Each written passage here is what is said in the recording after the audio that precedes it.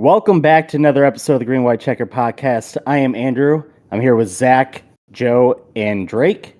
We're here to talk about Talladega, the Roval, and got quite a bit of news this week, too, to go over. So let's get at it, boys. Let's start with the KBM sale to Spire.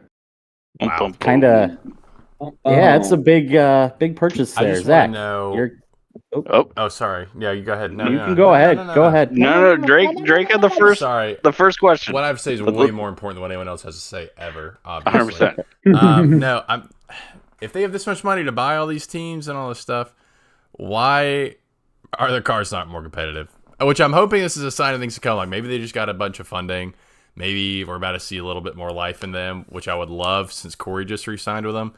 But come on, like what's the deal? I mean, there's probably not politics, maybe not the right word, of like the number one Chevy team or whatever, like they don't have the same access to everything, but like surely you can pay Hendrick more money and get better parts. I don't know, but it's confusing to me. I think they've been building. Corey's running a lot better than he's ever have. True. He's got more speed. It's not like a flip of the switch. And maybe with Legacy leaving Chevy, it's allowing Chevy to give Spire more assistance, more attention. So who knows? I mean, they're spending a lot of money. Lots and lots of money. So, I mean, you can't spend all that money and not do anything with it. So I'm sure they have a plan or they're working on some stuff. So we'll see what they do. But as far as the Kyle Busch side of things, for me as a Kyle Busch fan, I guess I don't really have a reason to watch trucks anymore. So fuck a truck, as they like to say in the other podcast. I don't know. I know it's whatever. I'm just more surprised because I thought he was going to at least hold on to it. I mean, he said it. He said he was going to hold on to it until Brexton was able to race trucks and he was going to race with him. And I thought he was going to, whenever he decided to step down from Cup, try to run a truck series season or two to get the truck championship. That way he had all three. Because I don't think anybody has that. Fact check me on that, but I don't know. I don't believe any driver has all three championships. So I don't know. I was surprised. But I guess, fat checks talk, right? So he found some reason. I did see an interesting theory. I don't know if I buy it, but there's a theory going around that maybe Kyle is going to try to buy into RCR on some level, like some sort of partner level at some point, which would be an interesting move. I would like that for Kyle, but I don't know if I see that. But who knows? I didn't see him leaving JGR, and I didn't see him selling KBM, so who the hell knows? ABRCR. He is staying on as a consultant for Spire, and he's going to be running some truck races with Spire also. Yeah, I did see that. He'll run a couple races for him, so he'll still be around. But I mean, whatever. I don't really care about trucks that much anyway. So It's just, I get it. Somebody comes and offers me what they pay, like $25 million for that. Which, if they did pay 25, that's what I heard. I don't know if that's a correct number, but if it doesn't seem like a lot. I think that's what you're going to say. Like, if one charter is $40 million, you can buy a whole truck team. Yeah. For 25, a very competitive truck team for 25 million. It seems kind of off. 3 cars, like 3 full-time rides. So I think they have 4 or 2. 2. I think they only have 2 fielded this season. Yeah. How does trucks work? Is there like a charter system with that? I don't think so. I don't believe so. Okay, so no charter system, and I think you can run up to 4 trucks. Yeah, I mean, I think their shop is big enough to run 4 because I think they've run 4 in the past. Right now, they're Spider's going to move everything over there, so you're going to have 2 cars, a part-time car, and then the truck teams. Yeah, I just want to know where the hell he's going to put all his trophies, because I think that's where all his win trophies are at KBM. You have to buy another house with $25 million. Yeah, I guess so. Making a trophy room edition. Yeah, he'll have to do something. How many trophies? 225, something or other, plus or minus. He's got quite a few trophies to put somewhere. So I probably missed this, so excuse my ignorance, but Spire has a truck, or they just like rent that chart. How does that 7 truck run? I thought they rented it. Okay. I thought it was like a Hendrick them thing. Yeah. Okay. That makes sense. Because I was like, are they just gonna? Is this like an addition to their already team? I didn't know how that 7 truck ran. But I guess that makes sense now. They'll have a full-time 7 truck. Because I didn't think it was full-time, but yeah, that makes sense. Yep. Yeah. Any thoughts, Joe? You good? Yeah, y'all covered it. Okay, so we got some schedule news kind of coming out again, just like we did last week. Iowa Speedway officially gets a date, Father's Day weekend. That's exciting. I'm excited. I already got a hotel, so let's go. I'm excited and nervous. I'll tell you why I'm kind of nervous about it, because we've been wanting. I mean, at least I've been wanting Iowa on the schedule for a long time, and they finally put it on, and that's great. But they put it on the schedule when we have the shittiest short track package. Yeah, so it's like that's gonna what be I'm kind of worried about is I don't think the race is going to be very good just because of what we've come to expect from the short track stuff right now. So it's like I don't want that to be a shitty race and everybody's like, "Oh, Iowa sucks." Right. Like I want us to be able to watch the race with full awareness of what it is we have right now. Or isn't better yet, Go they ahead. make changes in the offseason that make short tracks good. I haven't heard them announce anything yet, though. I mean, I haven't either. You got I to know think they're they're looking at it, didn't but they, I feel like, I don't know. I guess they did announce some, at least like better research and test runs done earlier in the season last season. But I feel like they did still make some changes during the break, like did some extra test runs and then made some package changes. Or yeah, was but that- I think or was everything come I late just think season? they like said they were doing that. That's what, Right. like I haven't heard any. I haven't heard that they're doing anything. Surely they're going to do something because it sucks. But I just haven't heard that they're going to do anything, or even like what they want to try. I'm kind of optimistic for it just because, I mean, if you watch an Iowa Speed race, like IndyCar race right now, they're always on the low side, right? But this is a progressive banking track, so the Cup cars are going to want to go up. So maybe we get a nice, kind of cars racing every groove type deal. I don't know. I'm excited. We'll just see. I just hope if it's crap, we understand that it's crap because of certain situations, not because of Iowa itself. I feel like Iowa is a little, and this is just again like as obviously an iRacer who knows everything. I don't know if they've done any changes since they scanned Iowa and iRacing, but I know there's almost some benefits to running certain lanes over, like I think like the high lane over like the middle lane or low lane because there's so many bumps in that middle lane.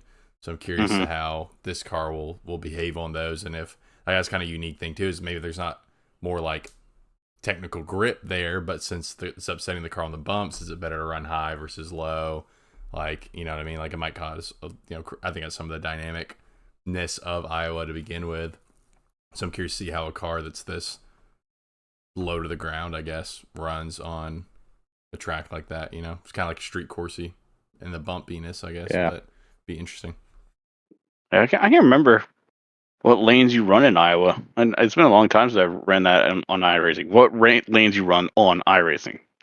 I want to say you run the high line, but I don't. I think 3 and 4. I think 3 and 4 you do, but I think 1 and 2 it's kind of like a mid line, if I remember. Okay, that sounds I could right. be wrong. It's been a while. There's that bump, like Drake said, in the high. I don't think you want to go too high. I don't think there's any Isn't grip it in mid? the top lane. Aren't the bumps like kind of middle lane? Like mid. No, it's like medium well, like mid high. Medium well. I like medium good. rare. I'm gonna start using that. Well done. What are we saying? Well done's top lane and rare. The wall, yeah. Okay, yeah.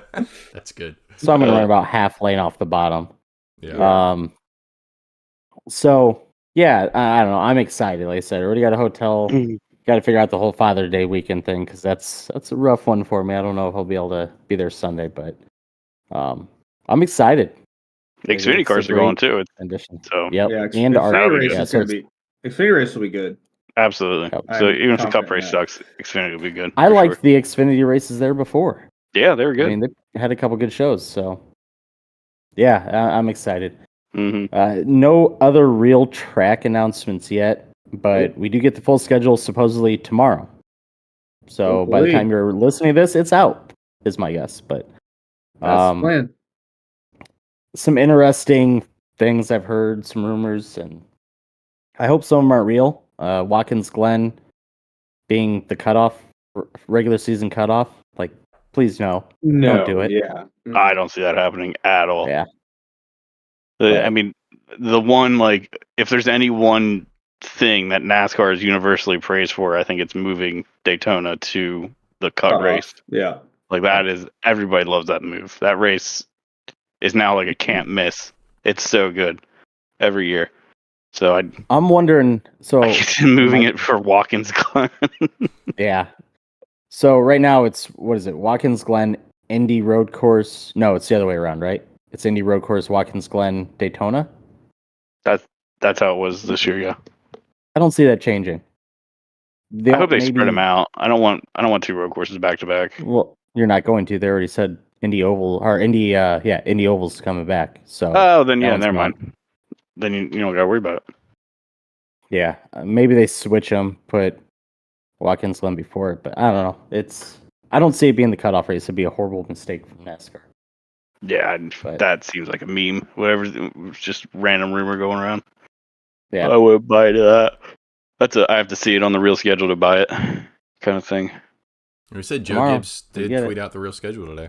We got They did? figure 8 cutoff race. We got Rainbow Road. The Yeah. first 10 races. They got Radiator Springs Cup race. Been highly requested to go back there. So it'd be a great season. the Montreal F1 doubleheader though. That's the real weekend there. But yeah, there it is. yeah, Can you imagine F1 Twitter if they had to share a weekend with Oh us? my gosh. I would so want to go though. Like that'd be an amazing weekend. Oh yeah, Montreal's Never a great gonna track, happen too. though. No, absolutely. Yeah. All right, before we get into the race, Joe, you were listening to Actions Detrimental today. I was while I was making dinner. That is correct.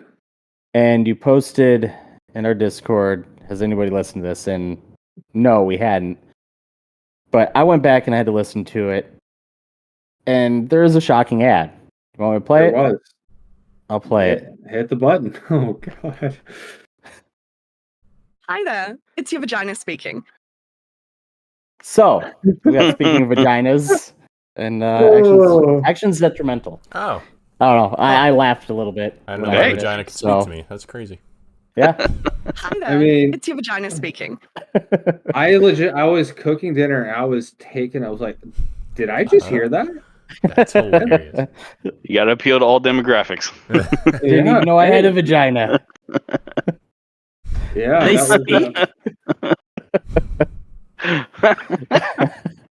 was, There's some jokes I could make here, but I'm not going to.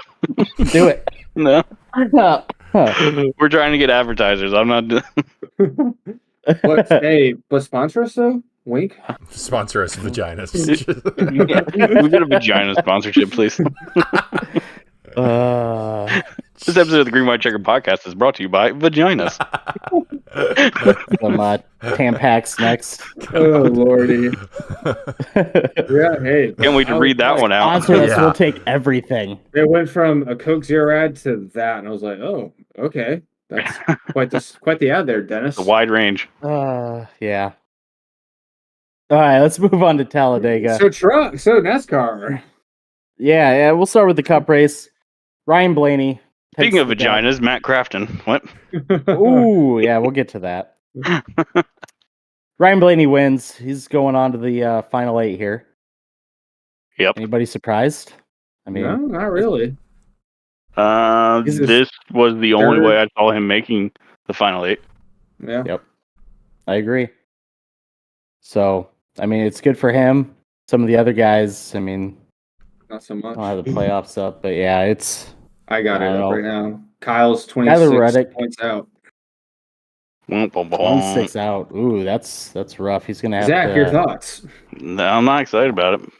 I mean, ultimately, though, I think, just assuming Kyle gets knocked out this round, I don't feel bad about 23. I think 23 was a success overall for Kyle.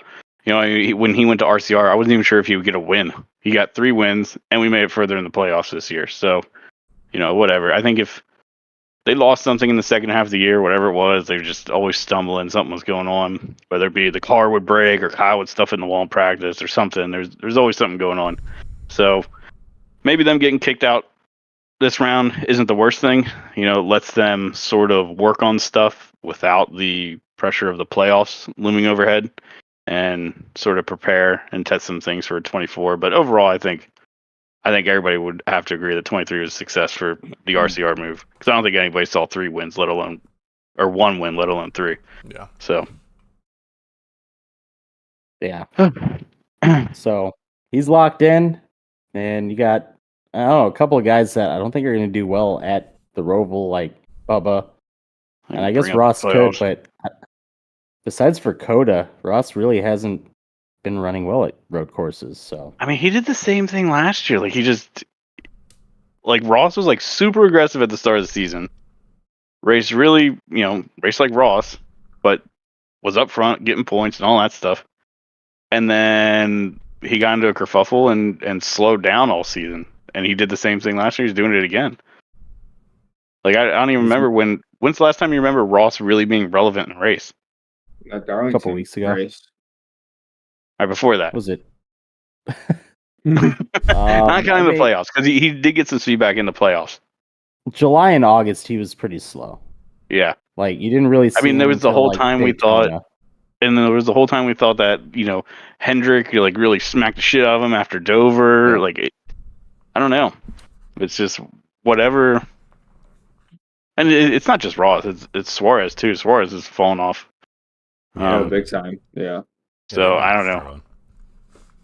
I think it's a whole. I don't want to sound like it's all a Ross problem. I think it's a Trackhouse issue. Whatever they got going on right now, they've just kind of fallen off a bit. Yeah, they came out like a shot out of a cannon, and now we're just kind of dwindling off a little bit. Mm-hmm. Yeah. Do you think you can overcome the -10 deficit at the Roval? I don't know Ross to be a good road course racer. I mean, 10 points He's isn't. bully his way up there, though. Yeah, Yeah, I mean, 10 points isn't unachievable. I mean, we're gonna have stage cautions Right. this race, so you play stages, play for points. I think like Christopher Bell. If I'm Christopher Bell, I'm playing for points. I'm not playing for the win. So Ross, I think, could play for points and find his way getting in. He probably has a better shot getting in playing points than he does going for the win, I would think. Right. Yeah. So yeah, if I was like Bell, Busher, I'm staying out. I'm not going for the win. I'm going for those 20 points or whatever playoff points you can get, because then you're technically like plus 40 right now, and you're locked in at that point. But pretty much, yeah.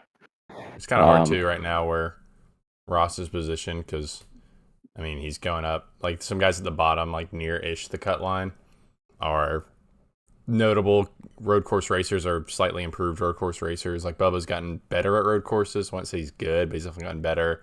You got Martin Truex there, 17 points above the cut line. I mean, he was the road course ringer for a while. He hasn't really done, I feel like, a whole lot on road courses recently, but still notable skill there. Larson's gotten a lot better at road courses. I feel like his best bet is Brad, sucking and dropping a bunch of points, because Brad's not really I want to say he's really good at road courses, period. But no, I wouldn't say so. And then, so Reddick, I don't know where he stands at road courses, probably like mid-pack, if I'm not mistaken. But still, Ross is a couple guys that he's really got to, which I guess, Brad, Reddick being in front of him are good, but he's going to need a couple guys to really screw up, and him to still do pretty well to advance his way through here. But it's going to be a big challenge for him this week for sure. Yeah, Reddick's a pretty good road course racer, so I could see him jumping Brad really easy. But I mean, the plus 15, that's 17-point jump from Reddick to Larson. I don't know. That seems it's going to be hard. You got to get the stage points. And you got to get the stage points, and somebody's got to have some finish issues. Well. Yeah. Yeah. Speaking of issues, freaking Martin Truex.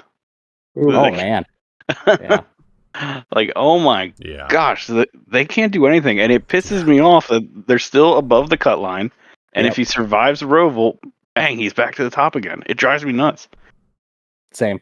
I hate it so much. Like, there needs to be a penalty or what has he done this playoffs that warrants him being in the championship round? Okay, but nothing. Okay, here's the thing though, Zach.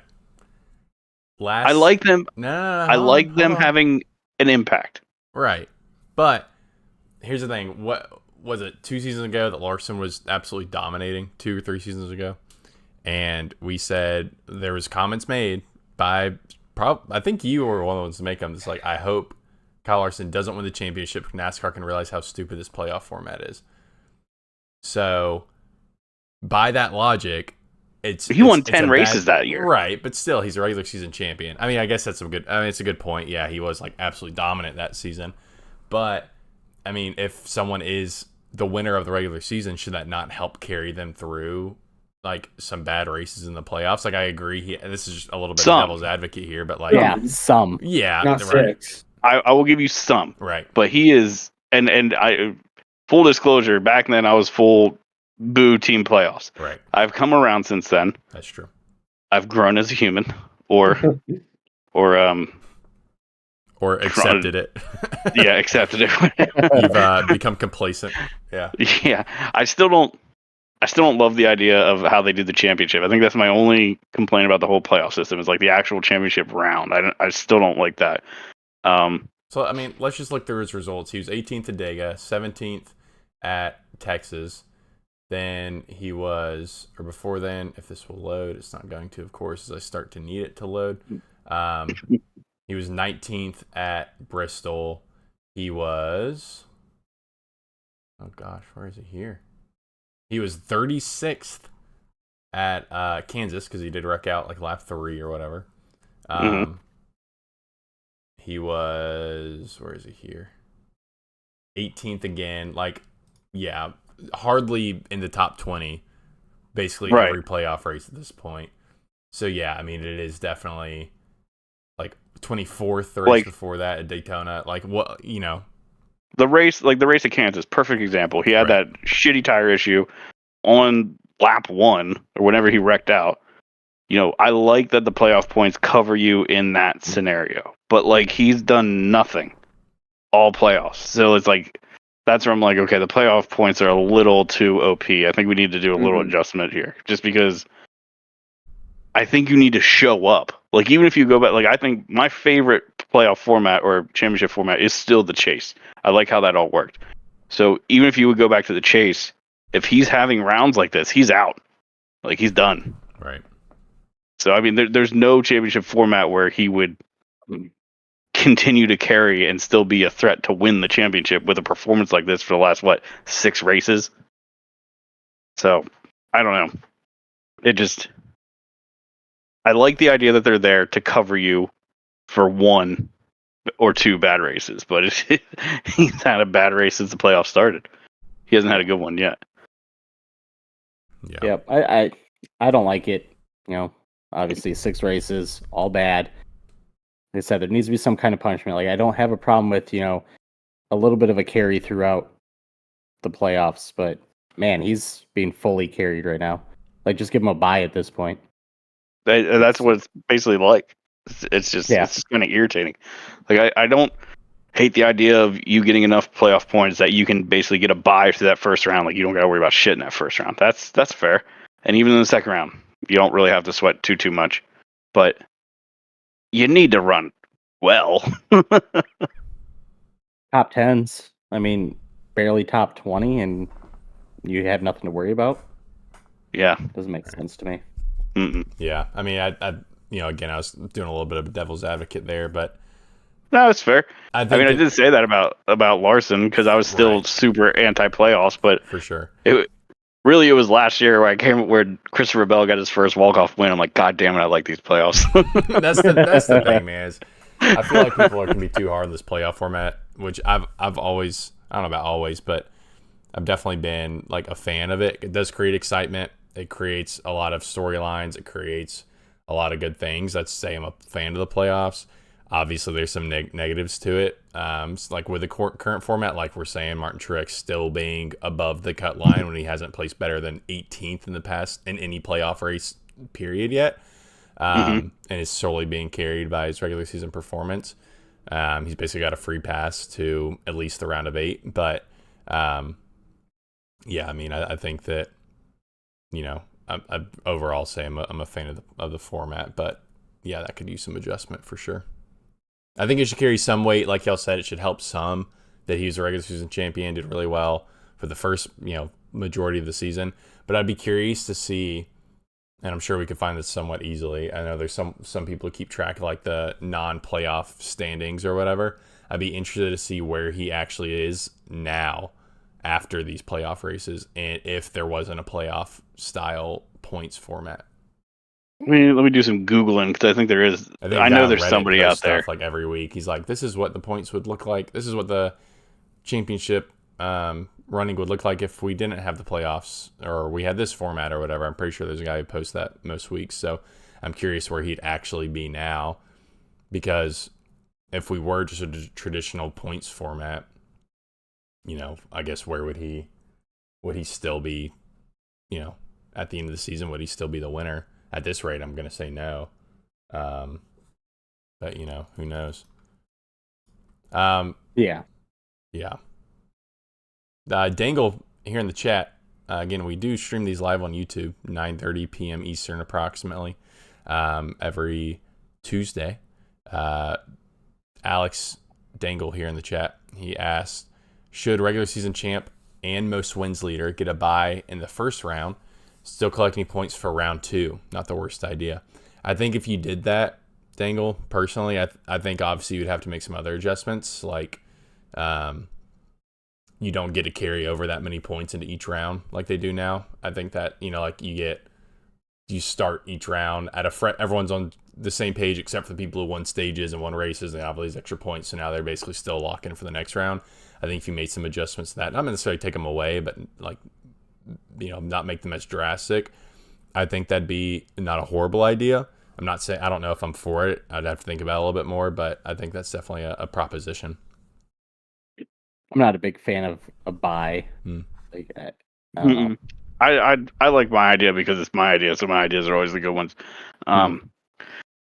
Just where you cut it in half each round. You cut the playoff gap is in half, and then you make whatever points you make in that round go towards your new total. So if you go into the playoffs with 30 playoff points and you gain 4 points in round 1, you have 19 points going into round 2. Took me a second. And always round up. Yeah. Like, I know there's going to be odd numbers. Like if I have 19 points, just give you 10. Because it would be like, what, 9.5 or whatever. So just round up to give you 10. But that way they have an impact for a longer period of time than just the first round, but they're also, you have to still keep performing. You can't just rest on them the whole way through. Right. Yeah. Yeah, Dangle says adds excitement and purpose to regular season champ. Yeah. I mean, I don't know if that's a better fix than just knocking down their current basically bye to the round of 8. Like somehow making some adjustments there, but it's definitely better than basically getting a bye. I mean, like you said, we don't like buys, but with the points Truex has, again, he's placed horrible every single race, but still is above the cut line by 17 points going into the last race. I mean, that's almost a bye to the last to the round of 8 at least. So I don't hate that if you do make those adjustments, but I would, like Andrew's point, I'm not a huge fan of the whole bye idea, but it's right now we basically have a bye, so make some adjustments so that's not the case. Yep. All right, so we had a couple of big wrecks in this race. You had Brad Keselowski turning Carson Hocevar. Any comments on that one? I'll be honest. Go ahead. No, you first. No. Mine's controversial. I went first last time. You have to go first this time. Okay. I don't know. Brad just seems to be wrecking everybody on plate tracks since this new car, so I don't know. You got to put it on Brad, right? You're the one pushing. But I don't know. I don't know what. I did listen to DBC today, and it sounded like. Now again, this is coming from TJ Majors, who lets spots for the 6 car, so there is a little bit of bias involved. But he was saying that I guess Carson just jumped out into the lane with no run, which you can't really do. If you're going to jump onto a lane, you have to have some forward momentum. Well, no. Then he said no, because that's not what caused it. Because then he said Brad pushed him around the track. So I guess it was just Carson jumped in the top lane, and his car wasn't handling well, and just couldn't take the push very well. So I don't know. I got to put it on Brad, just because you're the one pushing. Yeah. My controversial take. Y'all are gonna hate me for this. Oh, here we go. Carson's kind of growing on me a little bit. I know. I don't know what it is. I think he's shown a little more maturity in the cups, and like he still has made some dumb mistakes, but he's kind of grown on me. I don't know why, but he's kind of grown on me. I'm not team anti Carson anymore. So when you get in your T-shirt and diecast. Okay, calm down. All right, I'm not Joe like Kyle Busch. Okay, all right, Joe. So He's got more Kyle Busch diecast than I have. That's not even a joke. Allegedly. Allegedly, I it's love fact. Kyle Busch so much. I just such a big fan. There it is, See? straight from his mouth. That's a deep fake news. It's AI. Yeah, I don't know what it is. I think it's the kind of the underdog Yeah. story, right? He's the rookie guy kind of thrown into this slow team, and he's performing. Yeah. I kind of see it, but at the same time, it's like, oh wait, he wrecked 3 people to get the win at Texas in trucks, and then next week he tried to right hook somebody and wrecked himself. Right. So, but he's a kid. You know what? How old is he? Like 14? You know what I mean? Like he's got some growing to do. 14. He's like 20 something. My main thing is I don't want them to limit his personality when he moves full-time cup. I don't want him to become another robot out there, you know. It's more than just the hats, too. You got to just have a personality and add something to the broadcast and all that stuff. And actually, while we're talking broadcast, the front stretch interviews. What do you guys think? It's become another hot topic. I hate him. Yeah. I hate him so much. I think I don't remember if someone put it in Discord, but the one where Blaney was like on top of his car, but the Marty Smith and his camera crew was just like in the way of the picture. It's like that's obviously a small thing, but it's like you will get the same emotion in victory lane. Just look at the like Dale Jr. winning the Pepsi 400. I mean, you got the same emotion, just like 2 minutes later. You can wait. It'll be okay. Right. Yep. Yeah, So what really made me think was at Kansas, like I went to, Victory Lane for the celebration, and it was just like, this is awesome. Why are we not doing this? It makes no sense to me. Like during COVID, okay, fine, you want to keep, the crews, away from, the drivers, stuff like that. I get it. That was years ago. Let's get back to it. Victory Lane's a special place. And they still make the driver go there. So just do the fucking interviews there instead of sending a freaking truck out with a camera crew chasing a guy. Like, well, it's like makes no sense to me. I miss watching them. I mean, I guess we still see them climbing out of their car, but I do miss the old school interviews where they're throwing like the big old Gatorade thing on top of the car, and the guys crawling out and instantly getting handed a Coke or something to spray around, and then a Gatorade to drink or something. I think that like that excitement is missed because the whole team's there. It's the confetti's going off, everything. I think the reason they're doing the front stretch because you hear the fans are more involved, which obviously turns out really well for Brandon Brown. But just ruined his career. Literally completely. ruined his whole career. One comment. Oh my gosh. Anyway, I think that's the goal is to get the fans more involved, but. I think they need to be involved. Yeah, they're involved for the burnouts. You get the audio from them cheering during the burnouts, then they drive to victory lane. I guess you don't get the like Kyle Busch. I don't know what all these people are booing about, but if you don't like that, you don't like racing. You know what I mean? Like, you don't get that of people's reactions. I guess so, there's some pros to the front stretch interview, but ultimately, I miss the old school. Instead now we just get basically B-roll footage of them taking pictures with their team in victory lane. That's all we get is like, because they've cut to commercial. We're doing a hat swap. Yeah, exactly. Yeah. We've cut to commercial after the front stretch interview. We're doing the second place, third place, cut off line driver interviews as well, and then we're while the victory lane celebration is going on, that we're just showing like the post celebration of them getting the pictures and everything. It's like, show us more of actual victory lane, get the interviews there, see their like raw excitement with the team. Anyway, just what else you could do when you did the interviews in victory lane is while you're waiting for the winner to go back in victory lane, you can get interviews from the other drivers and show them quick. That's what they used to do. The winner would do. They'd Mhm. show the winner doing his burnout and the celebration, and then they would go to, here's Matt Kenseth finished second. How do you feel about today? And he would talk about his day. And then you go to so and so, talk to them. Like you can fill that time with other interviews that often get neglected, Right. because we're on a time crunch. I guess here's the question. Is this a NASCAR-induced thing? Because it's not just Fox doing it. It's not just NBC doing it. They're both doing it. So is this something that I have no NASCAR idea. said this is what we want instead of Victory Lane? Because I can't imagine both broadcasts would say, yeah, let's just switch to front stretch interviews, unless Fox did and NBC's like, whatever, we'll just keep it. But it's like, I feel like there's an agreement between the two to do certain things the same. yeah, okay, Yeah. For like consistency. Right. I don't know from a NASCAR perspective. I don't know what difference it would make to them. But everything I've heard, it was a broadcast decision. It's a broadcast decision to do it, and I just feel like there's certain things that NBC and Fox agree to do for the sake of consistency. Mm. I could be wrong, Yeah. but that's just my That's true. feeling That's a good point. about it. Yeah, I was thinking I think too. it's I don't know how broad- much say NASCAR has over that anyway. Yeah, I think it's a broadcast thing just because if they do it on the front stretch, they can get out there, get the interview, be done, move on to, reruns of Family Guy or whatever they do.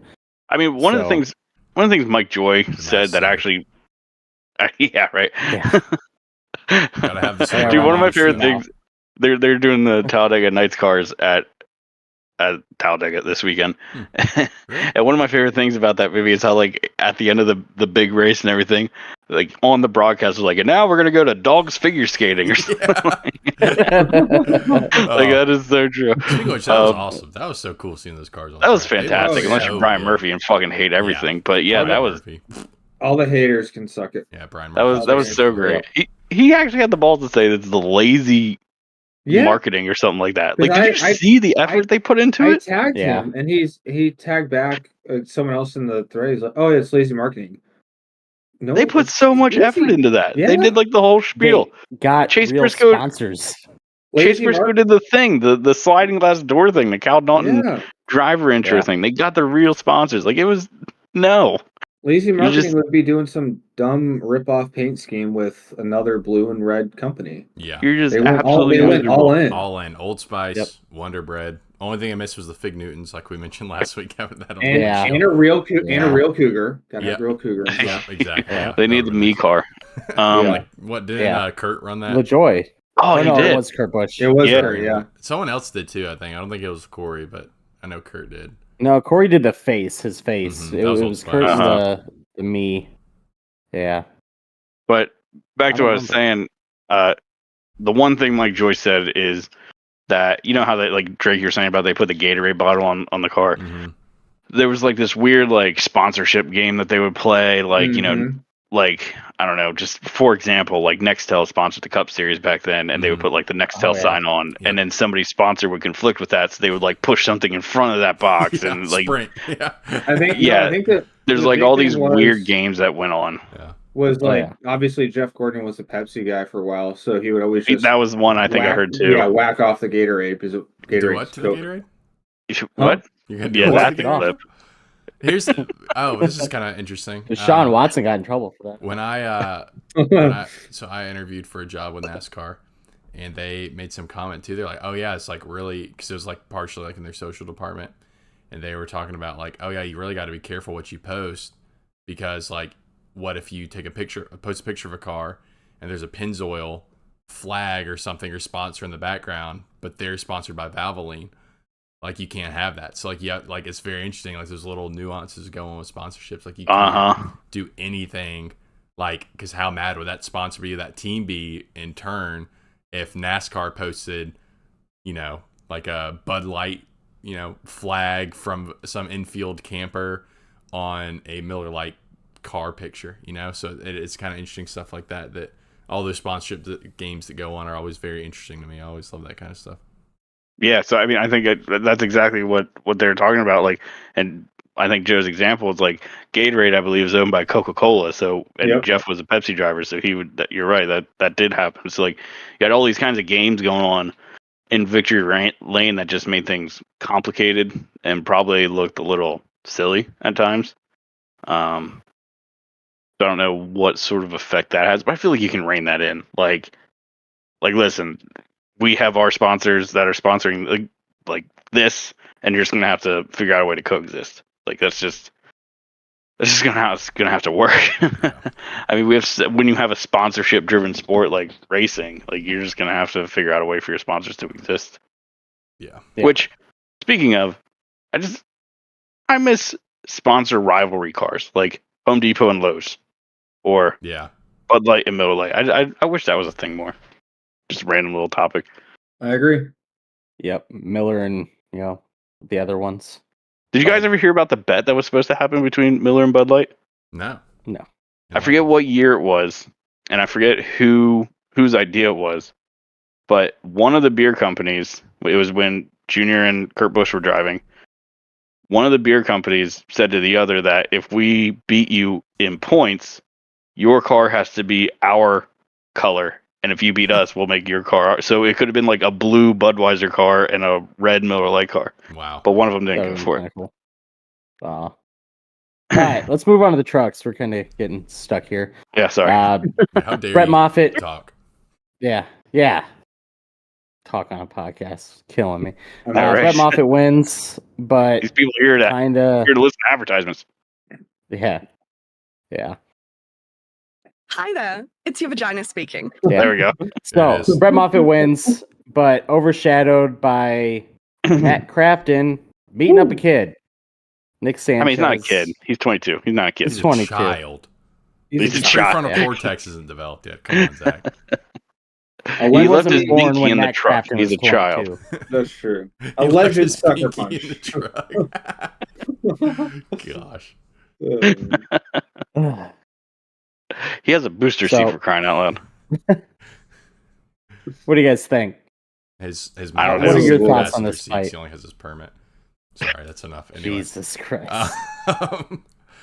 I mean, it's a sucker punch, Like, if you're going to fight a guy, at least talk to him first so he's ready and then fight after that. Apparently, the story I read was basically like he walked up to him, kind of nudged him, and as he's turning around, there's already a fist coming for his face. It's like, that's not, like, come on.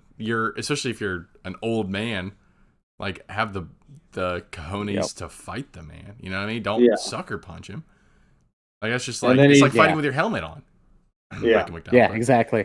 And then he's trying to blame it on. He's like, "Oh well, no, Nick talked shit first, and then I punch him." It's like, well, I don't think you're not landing a punch that square to a face, unless if you're face to face talking with a guy, because you would have some reaction to like get a little bit out of the way or block it a little bit. Right. That's a sucker punch. Or probably cameras would have been on that way sooner if they're sitting there having an actual conversation, but all the camera saw was the aftermath. So if they are walking up talking to each other, they're heated at all, there's going to be someone there popping out their phone to record it. There's none of that. All we see is Sanchez on the ground with an already bloody nose, getting up, and then him trying to actually fight him, and then getting held back already. So there's no way it was actual conversation beforehand. Yeah, Crafton said that it wasn't a sucker punch, but like you said, if they actually, were getting into it, verbally, there'd be cameras on already, and there weren't. But everybody, Matt Crafton is the only one saying that it wasn't a sucker punch. Everybody else is like, oh, it was a sucker punch. So, yeah, it was a sucker punch. Yeah, I don't know. I wasn't there, so I can't say what it was. I haven't seen video. I'm just saying. We know everything. Come on. What do we?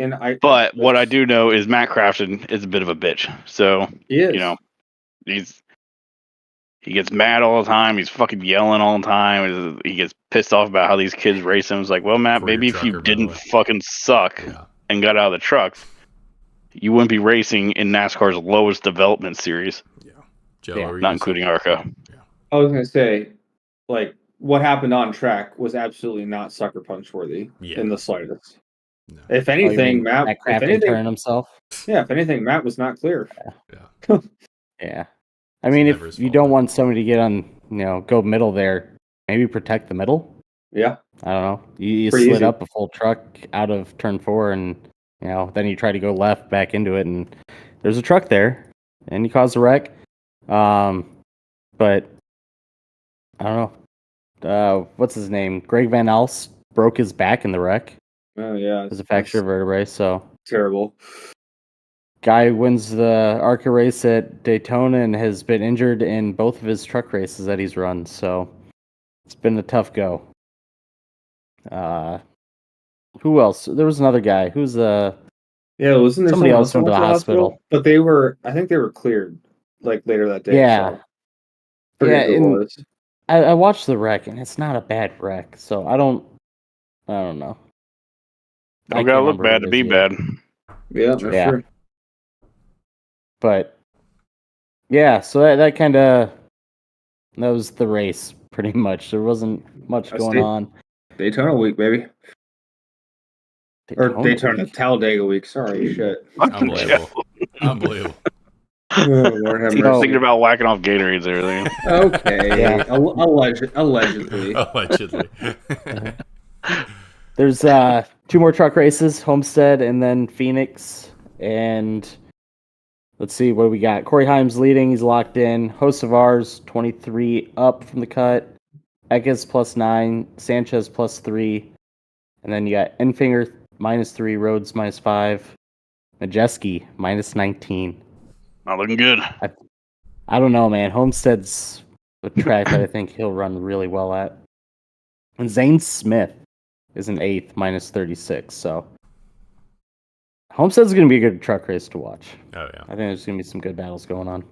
Especially if they can run Okay. the well done line, Yeah. Definitely have to do the well done. It still is wild to me that they're in the round of 8 Yeah, trucks. It's just 100%. those like differences in the schedules just always throw me off with. Yeah, Silly. 2 races remaining, and you got what, 6 in Cup? Yeah. Is that right? Something like that. 5? Yeah. But It's wild. yeah, Only two more companion weekends, like all 3 series, which would be Homestead and Phoenix. Yep. Which is kind of That's crazy to think about. season's almost over, guys. It's here. Don't tell me that. It's here. 5 races left. Don't say those words. Every time playoffs hit, I'm I'm like, not- oh my not gosh, really. what? Yeah, Like, how many races left?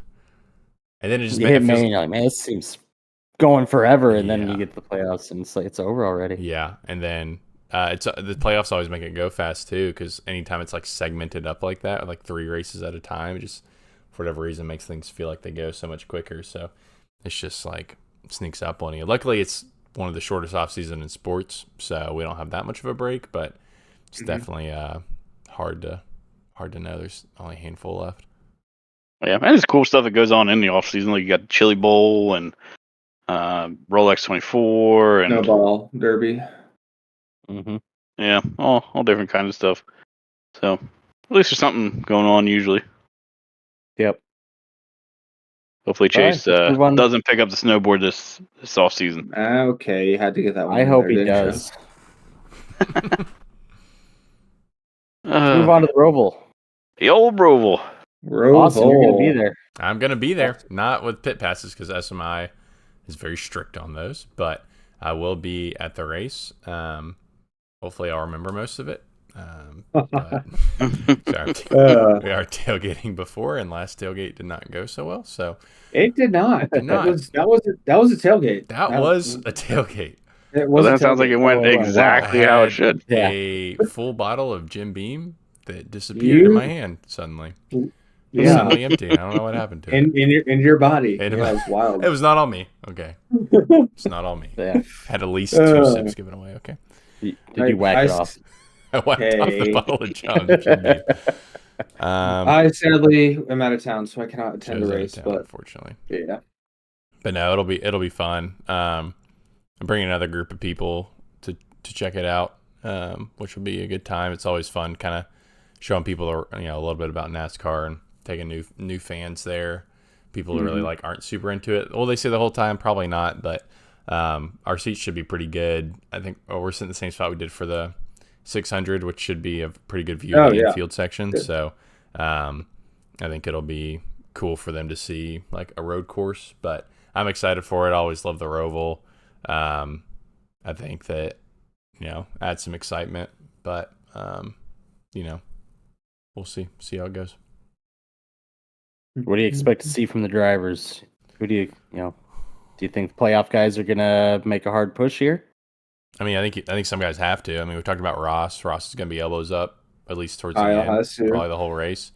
The cautions. I mean, I hate that. I hate it because then it's just the classic. It's all track position with this car on road courses.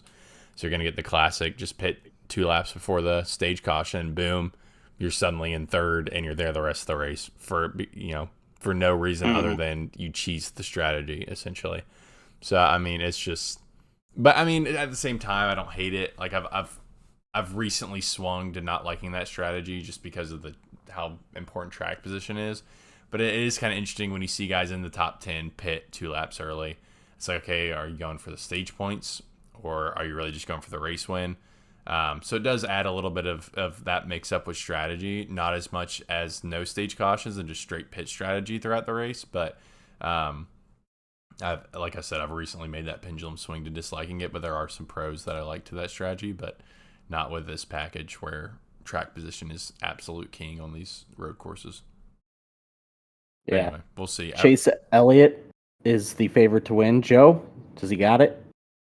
I sure hope so. I'd love to see him get a win this year. I think I saw he's now a full 36 races without one, so would be pretty neat for him to win a race, and he's won here a few times, so I'm confident, and he's still in the owners playoffs, so I have to remind you of that every podcast.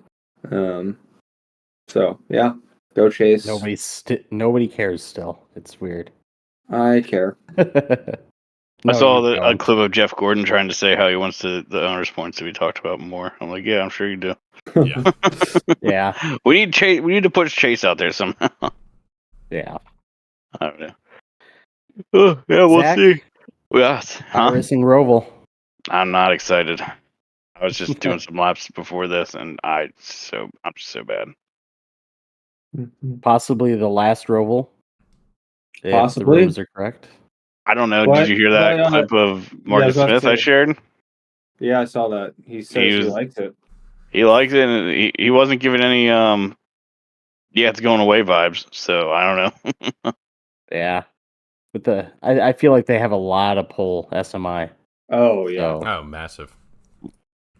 But I mean, they're gonna have 2 races there. Who owns the tracks right now? NASCAR, SMI. And that's pretty much it. I think that's it. There's maybe some independents. Are there any independent tracks out there? Is it Road America independent? I guess so. Yeah. Oh yeah. Watkins Glen. Is Watkins Glen NASCAR or are they independent? I feel like that's NASCAR. I think it's NASCAR. I feel like okay. I could be wrong. That's just for whatever reason my brain's telling me it's NASCAR. Yeah, I think Road America is like one of the few independents. So. Yeah. So I mean, they clearly have a lot of pull. SMI does, since they're the only other Indy big track owner. Yeah, Indy, Penske. Yeah, true. Yeah. We just need one of them to buy Road America so we can get it back easy. Yeah.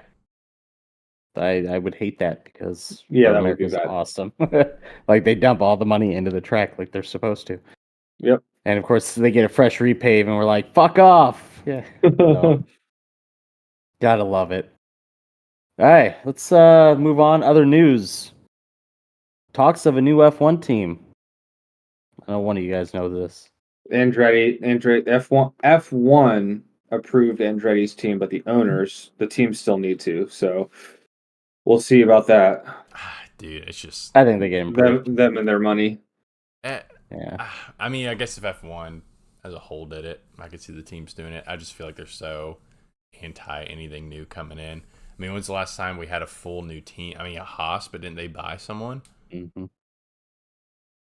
Or did they come in brand new? I think they took over a team. Like they bought it out. They took over. No, because Force India is now Racing Point or whatever they are now. I can't keep up with how many times that team changes, but yeah, I feel like they bought someone. But anyway, yeah, I just feel like they're all so resistant to change. But I mean, they're not going to be a competitive team to start, so I guess there's some hope there for them actually approving it, especially if F1's already proved it. So Fingers crossed. I think F1. Just me speculating from an outsider perspective because I don't waste my time with F1 very much. But I feel like F1's gonna be like, no, we need to let them in because I think they're hoping that Andretti will bring back some American interest if we have like a real American team like Andretti going in. And I think right now there's some current concern about losing that American market because, newsflash, F1's boring as fuck. And I think all your Drive to Survive people are starting to figure that out, especially with Max. Max isn't helping. But I find it so funny that like everybody's acting like, oh, Max is Red Bull are ruining F1. Like, have you not watched F1 for the last 20 years? Yeah. Like this Mercedes. is all in right. We just came off of Lewis Hamilton winning that, it was 7. Ferrari and So it was before Max. It was Lewis winning 7 championships Vettel in a row. him.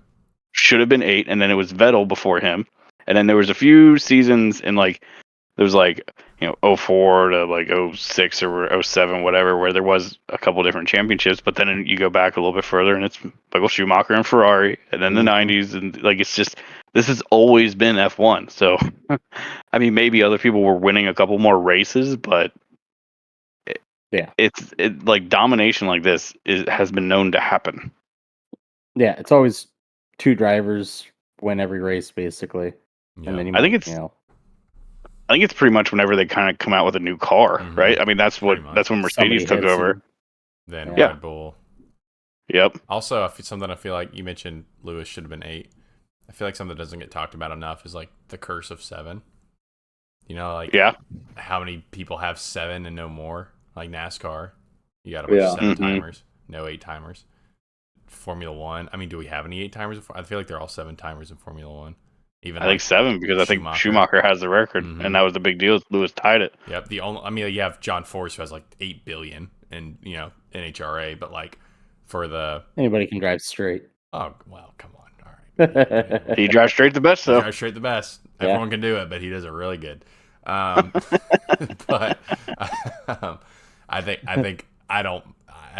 Lewis definitely deserved that one.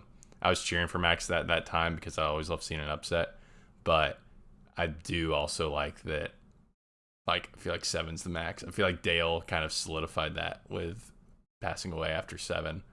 I feel like that's like no one should ever break 7 at this point. That's my secret superstition right now. I feel like it doesn't get talked about enough. I feel like the only motorsport where you're likely to see 7 get surpassed is Formula 1 just because of how it works. But how often do they change cars? I mean, Lewis won 7 or 8. I think it's every 5, 6, 7 I don't know. years. I don't know how often they plan on messing with stuff. I mean, Mercedes and him took over. I mean, I guess it depends.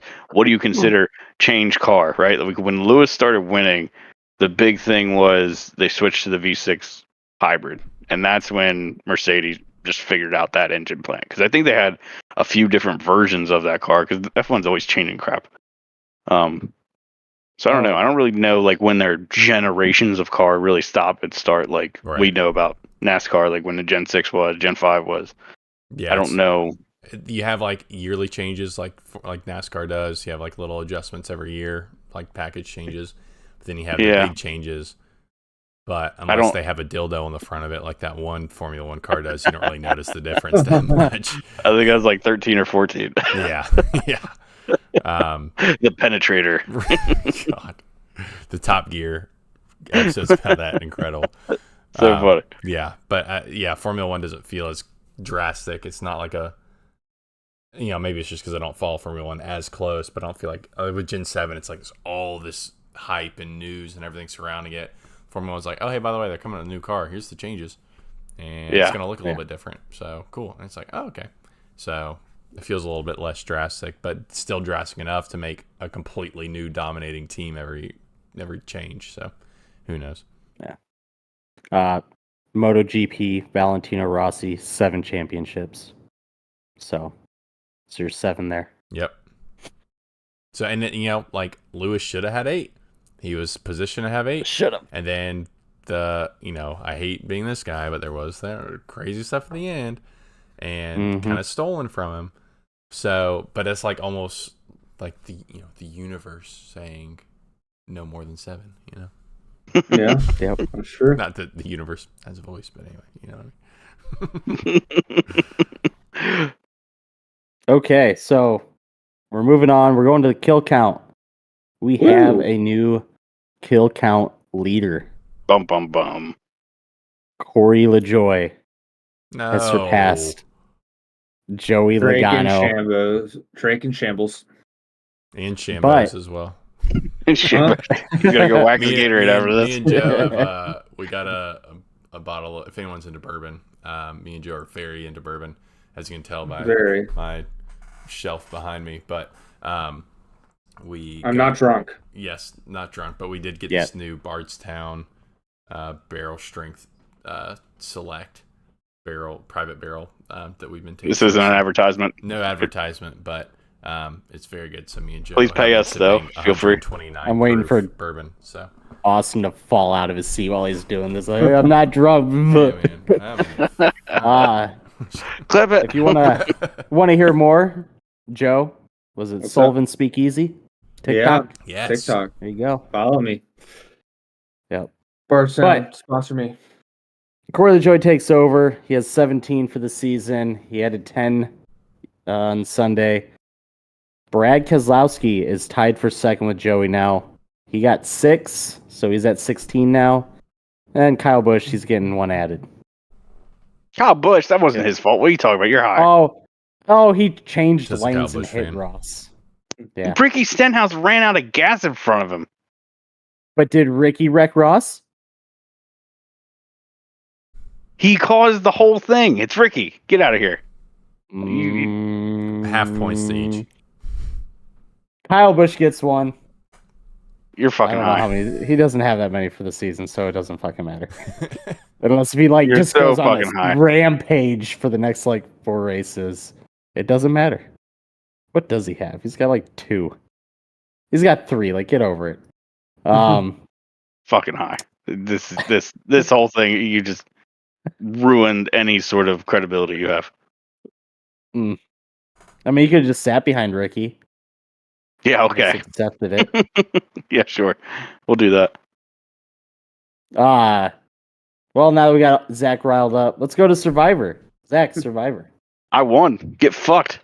Holy shit, I got last. God damn it. Oh, I didn't get last. Hell yeah. Where did I did not get last. Yeah. The old Ryan Blaney pick. Paid off. I knew it. I called it. Second. Wait, no. It's funny, though, because I win, and yet I also lose, because now Ryan Blaney winning and making it to the round of 8 ruins my bold take for the year. So, yay, I guess. And it also breaks my playoffs. So cool. Thanks, Ryan. I got a bunch of mixed emotions going on here. So I won. Blaney was first, obviously, and then who was second? Drake with Denny Hamlin, who got an impressive P4. Did you see that move he made coming to the line? Like that was pretty wild. I mean, him going from. I feel like Denny does this. I feel like he does this every super speeder race. He has some mistake. He has put a lap down. He somehow fights his way back and finishes top 5. Like he is so good at play track racing. So good. That's why It's nuts. I knew it was a good pick because it's Denny. Yeah, he either crashes or finishes really well. Yeah. It's one or the other. Yep. Checkers. Are Joseph. Some people saying he choked. Yeah. Okay. People. You know what else I saw? I saw people talking shit on him for pulling in the middle lane when he was getting lapped and breaking up the field. Like this is like the 4th or 5th time we've seen this happen. Like this is just the way they do things now. Like Ross was the first one I saw do it, and now they just do this. That's just what they do to get back into the pack. Like I don't know. It is what it is. Less people will pass them. Yeah, well, you break up the momentum in the pack and you file in 10 rows back versus going all the way to the back. Yep. So it works, and drivers don't it seem to have works, a problem with it. So whatever. It looks crazy. If you do it on iRacing, you can go fuck yourself. Go to the high lane. But in real I will life, wreck your shit. it's fine. Yeah. Speaking of, I had no luck at Talladega this week in NIS. Let's see. So then I was on Joe. Joe finished 3rd with Chase, who got 7th. And then Andrew Bubba. Not a good day for Bubba, 23rd. He Even was the running matches really on. good. I was. Yeah. I don't think he scored any stage points though, did he? I don't know. I think no, he had to. I mean, Reddick got one. I don't know. Or did they drive the same car? Nobody was in front of Reddick like most of the race. Was he in front of Reddick at the end of the stage? That would be the question, wouldn't it? That would be the important part. I don't know. I think. All right. Well, anyway, You're killing me. Hold on, playoff points. Where is? all right, well, you need to make your Any pick. player- Make your pick and then do this investigative No. journalism. Oh, It says he God. got 14 points. I don't think that's right. We didn't do this The beforehand, so I actually Roval. do have to do this live. I was It's gonna annoying. say this. I know. Yeah. I'm gonna go with. I'm gonna go Chase Elliott. Fuck it. Mm. Yay! I'm gonna throw this Survivor Championship out the fucking window. I hope you win. It's actually super tight right now. You're just going It over really the is. score. 87 Yeah. 86 to 86 to 77. Zach. I'm here. To Zach, yeah. Listen. 87 86 86 to Listen, Zach. I just started my run for the rest of the year. You boys Yeah. watch out. Yeah, he's gonna win out here. We're all gonna tie for last. Mathematically eliminated, but he's making a run. We're going for it. All right, so Chase Elliott. Oh Me? boy. Is it me? Hold. You take your time because I got to format this and all that sort of shit. Yes. Okay, you. Who you picking, Joe? Me. It's me. Give me Dennis. Mm. All right. He's running well recently. It's half decent. on That's an road interesting courses. pick because he does not have to run well. Yeah, well, yeah. Yep. Too late, you're locked in. Yep, you are. Ooh. Fuck. I'm between two guys right now. I don't want to say who I'm between. That's What? I mean, that a dream. You know what I mean? Hey, yo, hold on. That bourbon's What kicking did in, he ain't it? say? What He's did got a you say? Gatorade in both hands. Yeah, he does. Oh my gosh. Gosh, man. I'm leaning. This is the one I'm leaning away from, but which makes me think it's a better pick. Let's go, Martin. MTJ. Old pick. He's got to run well, or he's got to run decent road course. I think he's going to snap back into it. I'll tell you my second pick once Zach makes his pick. Christopher Bell. Oh, you already picked. I did pick him. He picked him probably like first week he could. No. Kyle Busch. Yep, that's Yeah. Oh, he's already picked him Oh, too. no, never mind. That was week 2. Yeah, I wouldn't pick Kyle for this anyway. Sure. I'm gonna go with Busher. Mm. Really? Yep. My secondary was Michael Oh, McDowell. because he's been running. I mean, he always runs well at road courses. Yeah, that wouldn't be a bad pick. It's just hard not to pick a playoff guy. Like I'm stuck in the playoff Right. lane. Yeah. Right. It's hard for me not to not to pick one of those guys. Oh, you know what we did talk about did we talk about Kevin Harvick getting DQ'd? Oh, we didn't talk about Oh, that. we didn't. No. That happened. Yeah, it did. We're organized on this podcast. Yeah, we are. In case you haven't noticed. That's somebody crossed it off, didn't they? Yeah, somebody. I don't remember. No, crossing Joe. it off. I'm blaming Yeah. Joe. Go to the edit history. Yeah. Harvick Oh, gets that was me. disqualified. Okay, that was me. Loose My bad. fasteners on the windshield. Yep. Not appealing. I saw. Yeah, they're not appealing. They were gone, but I did see. Who's his crew chief? Childers. Mhm. Yeah. He said there is photographic evidence that with like 30 to go, they were still there. So sometime during the race, they came loose, popped out. I think he said with 20 to go, they were gone. So Well, mistakes. I still think you know you did something shitty if you're not going to appeal it and you have photographic evidence to prove that you were in the right. Like, Yeah. I mean, they got to stay in. I mean, otherwise Yeah. people would be just leaving them loose all the time yeah. if it makes an advantage. Which I don't see how this helps you. Well, that's the point, right? Like they intentionally didn't put them in tight. I mean, they were saying on DBC they help. I don't understand how they do, but they were in agreement that yes, there is an advantage to doing that. Interesting. But Hence yeah, why they were DQ'd for it. imagine if you would have won That would have That'd been be a wild. shit show. But he didn't, so it doesn't matter. Just moves everybody else up one. I think it's 1 point for Chastain. But I still think they're going Phoenix, to cheat the shit out of that car at Phoenix. You watch. Mm-hmm. Harvick's going to be a rocket at Phoenix. yeah. I have See no it. doubt. Okay, well, we have one OnlyFans this week. Oh, boy. Ooh. Ooh. One more than I last was week. actually asked this at work. Yeah. We got one from Brian. What race is on your bucket list? Ooh. Is this Hicks? That Brian? Or from work, Brian? Nope. Work, Brian. Thank goodness. Okay, I can actually answer this one Um, then. Ooh. Bristol Ooh. Night. Race anywhere Bristol in the Night? world? Oh, yeah. Anywhere. Indy Talking Indy NASCAR. 500. Ooh. I'm going to answer two. I'm going to answer NASCAR one. I'm going to answer NASCAR anywhere for in the me is world. Bristol Night. Yeah. That's like absolute bucket list, which is not. I don't know why I haven't been yet. I've been to Bristol Dirt, but not to the night race. So that's not an NASCAR bucket list. But yeah, with Joe, I think the Indy 500, just because I've heard that's the absolute best racing spectacle It's amazing. in like any motorsport. So that's definitely because Formula One, like Monaco, like okay, I can watch one corner of Monaco, cool. Like 36 times, whatever many laps to do at Monaco. Yeah. That's not super appealing to me. Like it'd be cool to go to, but I wouldn't call it bucket list. And what other races that kind of prestige, I guess, in Formula One? Nothing really. NHRA, every track's the same pretty much, so I've seen it. It's awesome. Straight. Car goes straight and fast. Very cool though. Not Yep. taken away from NHRA. There's just no like, mecca for NHRA.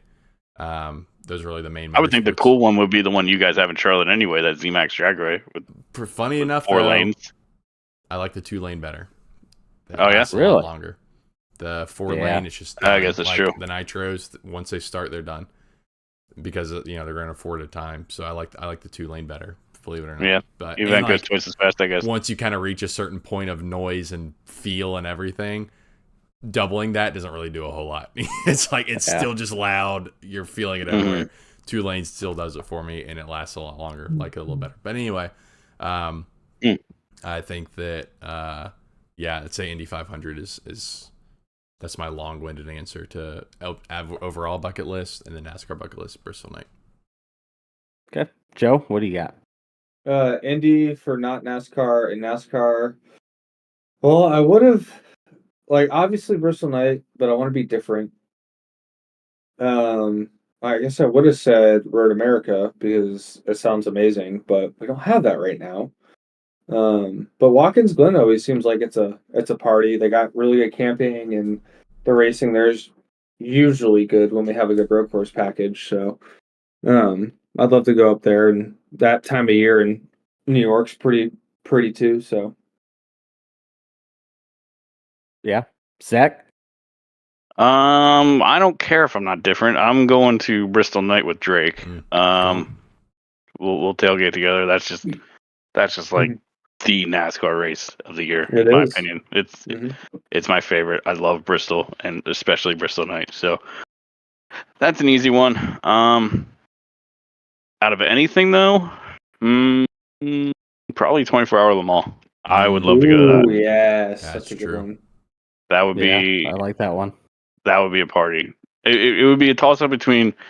I was going back and forth between Le Mans or the Nürburgring. I think I would go to the Mall just because of it's more prestigious and you get like all the really really cool cars because that Nürburgring it's just GTs. the fast classes GT3s and then they have like 100 and some odd cars and they got like 90 classes. It's crazy. Like GT4s, GT5s, GT20s, like just like, Yeah, they got all kinds of Yeah. goofy shit. you They'll don't have really like know who's stock who. Yeah.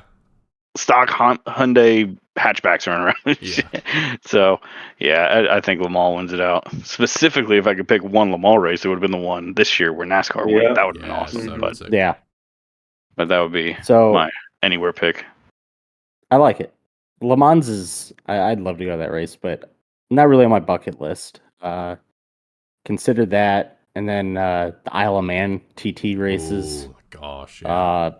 I just don't want to see That somebody is on my die in bucket front of me. list. Jesus. True. Yeah. You don't? It's Yeah. funny enough, no. That's fine.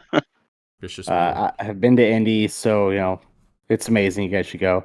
Road America, if they ever had it, go. Completely different vibe. But I mean, I've been to Bristol, so for me, it was like, oh, Daytona 500, right? But then I started thinking, it was like, no, what I really wanted to do was I wanted to do the week-long Charlotte. I wanted to go to the All-Star race, do all the things during the week, and then hit the Coke 600, but we can't do that anymore. But I think the Coke 600 might be it for me. I don't know. As far as NASCAR goes. It's a party. Come on. Yeah. Talladega, I mean, that's a party. Michigan's awesome. You guys should go to there if you ever get a chance. It's a big party. But I don't know. I guess the Daytona 500 for me, if we're sticking with just NASCAR. Maybe North Wilkes, but I don't know yet. I agree. Better package first, and then North Wilkes. Yeah. If we get a good race package, then definitely. But yeah, I think right now it'd be the Coke 600, maybe Daytona. But yeah, it's a good question. Thanks for that question, Brian. Great question. That's a good one. Love it. I think I'm gonna harass everybody at work. I'm gonna get either a TikTok going or just something I can play audio wise. I have one that me and Joe shit out of ready to them. debate on this week. If we have a quick minute. What's that? Yeah, let's go. Ryan Gosling or Ryan Reynolds? Reynolds. Reynolds. Thank you. Okay, Yeah. Good. No discussion needed. Just I was expecting an argument. It was surprisingly an argument. We were, me and Joe were having a little bourbon tasting night, watching Sunday Night Football, and they showed Taylor Swift, and her box was Ryan Reynolds. So there goes. So we can all agree that Ryan Reynolds is the inferior Ryan, right? I'm like, huh? And then one of our friends goes, he goes, yeah, absolutely. Gosling's way better. I'm like, are you high? Like, I know we've been drinking bourbon, but have y'all been smoking meth at the same time? Because my gosh, like there's no way. And they were like, we were fighting tooth and nail about it. I put it up. We brought it to I brought it to my team at work. Everyone voted Reynolds. I made an Instagram poll. The majority said Reynolds. So I'm glad we're on the same page here too. I don't know how you can't pick Deadpool over Ryan Gosling over La La Land. The proposal. Get out of here. I think that's where you get it. Is you get like the female versus male perspective. Maybe the women are going to go Gosling because he's hot or whatever. So is Reynolds. So I don't know. Ryan Gosling doesn't own a soccer team and Formula One team, so yeah, we got him beat there. Anyway, welcome to Wrexham's good, by the way. I like it. Next week we'll ask who's the better of the Chris's: Pine, Hemsworth, Pratt, or Evans. But we'll save that for next week. I'm surprised you didn't ask who was better, Deadpool or Wolverine, because he was standing next to Reynolds at the game. But yeah, true. Deadpool, yeah, for sure. Anyway, good question. But be sure to send your questions. Yeah, like I said, we will talk about them. Go to Twitter, send it to our email, website, all the things. Just get a hold of us. We'll ask it and answer.